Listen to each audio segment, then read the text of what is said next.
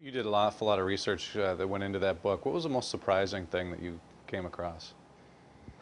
The most surprising and frustrating thing for me really was not it was not related to health anxiety. It was related to the relationship between industry and government.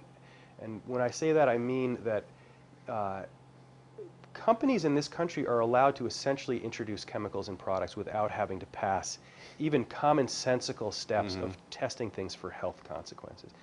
And now, this is not true in Europe, and I'll just give you an example. There are something like 400 chemicals that go into cosmetics in the United States that are illegal in Europe. And you will find some companies that are making the same product with different constituent chemicals, one to sell to a European market where they're regulated and one to the United States market where they're not regulated. Now, you may be a person who thinks that deregulation is the way to go, that big government is the cause of all problems, and you hear a lot about this these days, that getting government off of businesses' back is the only way to get the economy moving again. Well, the trouble with this particular story is we already essentially live in a deregulated world. Like, chemicals are essentially deregulated. There's something like 80,000 chemicals in use today, and there only have been 200 out of all the 80,000 that have ever been tested for health consequences, and only 5 that have ever been banned. Now, out of 80,000, that's not very many. So we live in essentially a deregulated world where government says to industry, just regulate yourselves. I should say industry has figured out how to get government to let them regulate themselves. So what does a deregulated world look like? A deregulated world looks like a place where you have women with flame retardants in their breast tissue.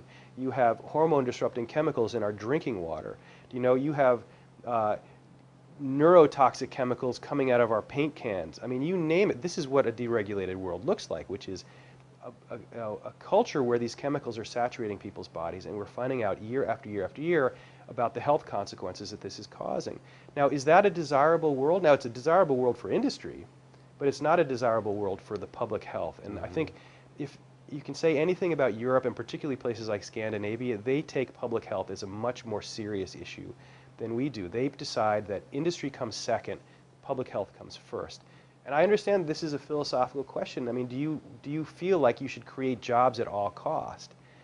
And that's a real question, because if real jobs means creating products that are going to cause health problems, that's a difficult bargain to make. Yeah. This is what we went through. I mean, I should say that the tobacco industry is where a lot of these companies learned their tricks. And you don't want to have an industry or a culture that says, go ahead, continue making cigarettes and convincing people to smoke if we're going to see consequences like we've seen down the line. So this is really what we're talking about. Yeah.